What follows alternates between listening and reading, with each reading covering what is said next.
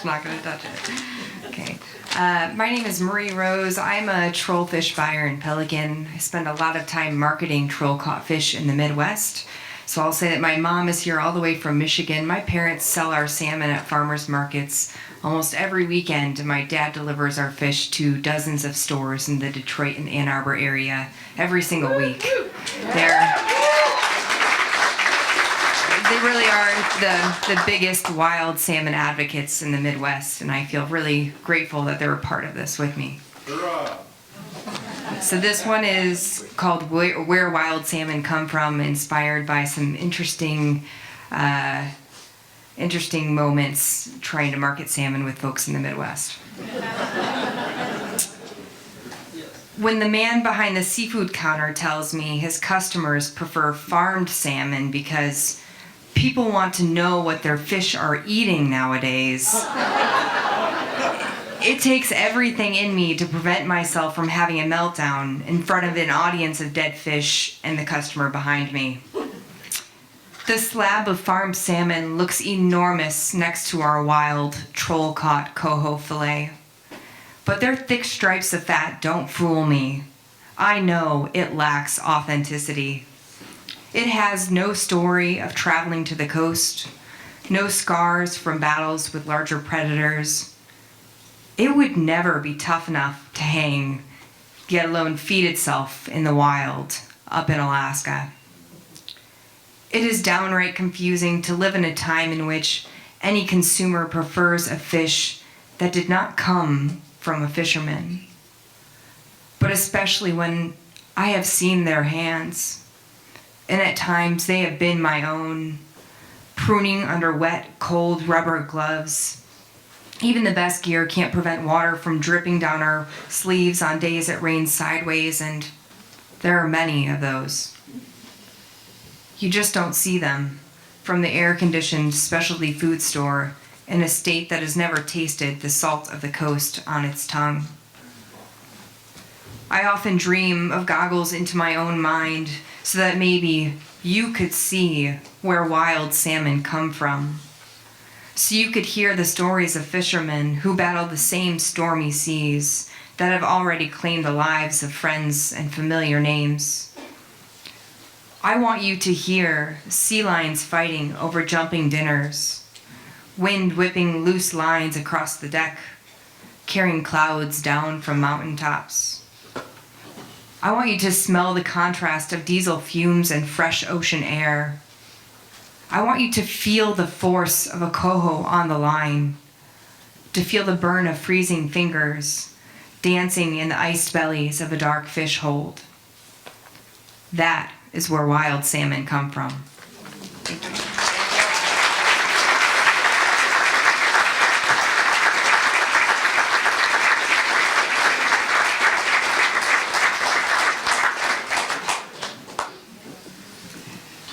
I'm Susan Rose. That is my daughter. Thank you for welcoming us here today.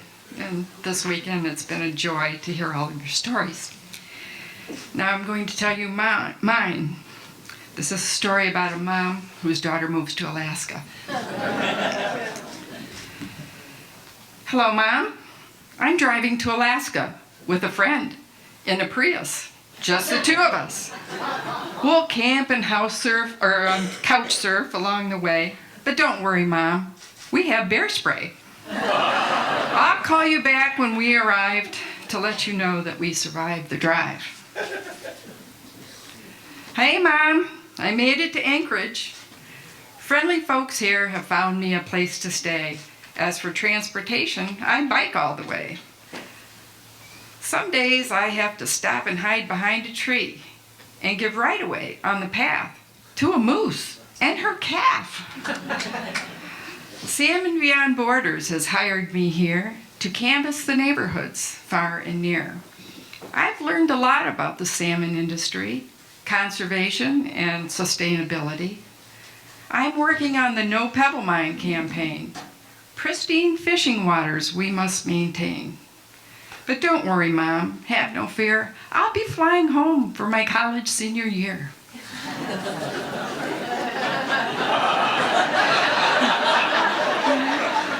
Hey, Mom, I'm moving to Juneau. I'll manage a canvassing team and lend my support to the preservation of fishing. I've read the reports. I'm talking to fishermen, fisherwomen, and citizens all. I'm planning events and having a ball. There are hard-working people here who do deeply care about clean salmon fishing in Alaska and everywhere. I'm staying all winter. I'll do what it takes to get my chance on the water. It just makes my heart race. To get through the winter, I'll tend bar at the Alaskan. I'll be here for Folk Fest. It's where it's all happening. Hello, Mom. I'm going to Pelican to work on the scow, run traditionally by women with lots of know-how. We'll work day and night to support the fishing trawlers, packing fish in the ice bins, and hope to make lots of dollars. I've found solace on the water, Mom, and had time to reflect on the importance of this environment and our responsibility to protect. I wish you could see this fish in my hand. It's so beautiful here in this great Northwest land. Hey, Mom, I'm starting a salmon business. What's that, I say? I'm starting a business at age 23 with 2 business partners, Keith, Joe, and me. We'll ship fish to Michigan and sell to consumers there. Wild hook and line caught Alaskan salmon. We just have to figure out where. So, home she came to Michigan with these 2 seasoned fishermen in tow to start shoreline wild salmon and try to make a go. Now, 3 years later, in 28 stores, she's running a business. Oh, how my heart soars!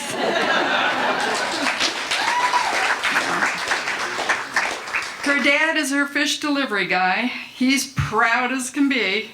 Who could have foreseen this? Surely not me. From the airport to the cold storage around Detroit and Ann Arbor, Dad drives the shoreline wild salmon van. She is now his employer. Hi, Mom. I'm back home in Alaska. I've missed being here. Time to get back to my writing and the poems I hold so dear. I've fallen in love with this land and the sea and a guy who makes guitars who is so good to me. I know you worry about me so far away, but this is my home now, and I'm here to stay. So this is what it looks like from a mom's point of view. She's an adult now, so what can I do? We love them and nurture them, and we set them free.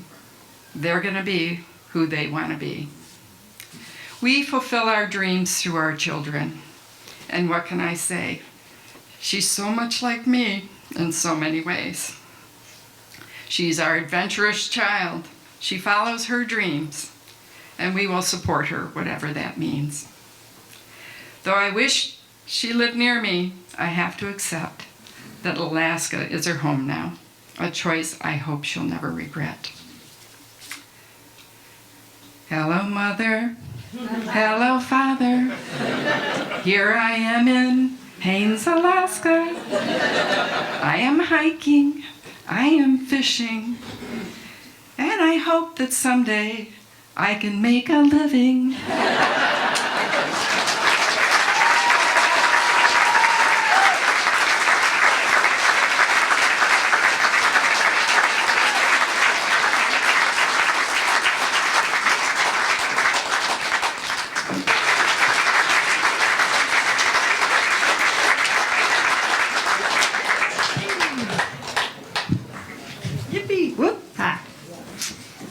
New for me. I'm reading off my phone. All right. I'm just going to read you a really short excerpt from a much longer piece about fishing nets. It was clear to me then, as now, nets are a form of magic. For one thing, they move between worlds. The net is a creation from land that serves no purpose there. Its only function is to extend the grasp of drylanders. Once submerged, it becomes a ghost of the fisherman's will, haunting a domain where the fisherman cannot dwell. It allows water to pass through it as if the net were not even there. It is meant to deceive and then to trap. Its purpose is to visit, to take, and then to return to land with other things that do not belong there, things from the underwater world. This in-betweenness gives nets a certain power. In folk tales, when fishermen cast their nets into the ocean, they often pull up wonders in place of their catch: talking fish, strange babies for barren mothers, enormous pearls, loaves of bread. It is as if the very act of straining the water is an incantation or a spell, the uncertainty of the sea itself a thing of stories. As sorcerers must ask for help from untrustworthy spirits, when we fish for our own gain, we do so by crossing the watery barrier and invite risk and visitation of the unknown. Superstitions abound to counter those risks. Some are simply rituals to summon prosperity or show gratitude to whatever gods or giants may control the realm, like kissing the first salmon caught in a season and throwing it back overboard. Others are wards against misfortune, many of which are so old or have traveled so far from their origins that their true purpose is lost. Bananas are forbidden on boats, for instance, as are suitcases, women, and whistling. Never leave port on a Friday or change a vessel's name. These sound arbitrary, mere folk charms from quainter past, but many are still obeyed without question. It is difficult to know which gods may be listening or watching in any given waters, so most mariners simply prefer not to take the chance. For the Old Norse, the giant Aegir was responsible for the benevolence of the sea, the bounty they drew from it, and the beauty that formed the horizons of their world. His daughters were the 9 waves, each named after an aspect of the ocean's surface. But the mother of the 9 waves, Ran, it was she who brought the storms. Ran, the cold queen, embodied the dark indifference of the ocean, the bitter violence that pitched ships about on open water and tore them apart against the rocks of the coasts. It was she who waited for raiders and fishermen alike, holding a net of her own, tossing it from the deep and dragging men overboard, calmly pulling the drowned men downward into her bed. It was this net that the men feared more than the crashing seas or weather. Aegir was unpredictable and powerful, but Ran was a ravager, greedy and beautiful, filling the halls of Aegirheim with her collection of dead souls. A raider who died at sea would not end up in Valhalla with his friends from battle, but would feast and couple with Ran until she tired of him, at which point she would cast him into Helheim, the land of the truly dead. Ran's underwater appetites were known to be fickle and unquenchable, rivaled only by her craving for wealth. For this reason, Vikings often went to sea with gold coins in their pockets, tokens to offer her, either tossed overboard as a bribe for safe passage or as a means of bargaining for mercy, seeking to please her for as long as they could, should she tangle them in her nets and draw them down. Translations of Ran's name differ, but many suggest that it means the robber, as she took from mariners and raiders and coastal folk alike. In Alaska, we drew our wealth from the sea as well, and instead of pulling men down, we pulled salmon upward, drowning them in the air.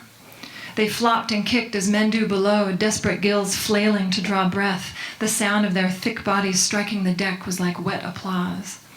Gradually, their movements subsided into occasional spasmodic claps, until at last they lay still, shifting in flat unison with the rock of the boat. Thousands of them piled motionless in the fish hold. Over time, the rhythmic movement of the swell would settle them all tail down, their faces frozen upward in open-mouthed gasps, their eyes dead O's of horror. Their death became our gold. I sometimes imagine them whispering to me, offering supernatural trades for their lives. 3 wishes, if you'll only throw me back. Thanks.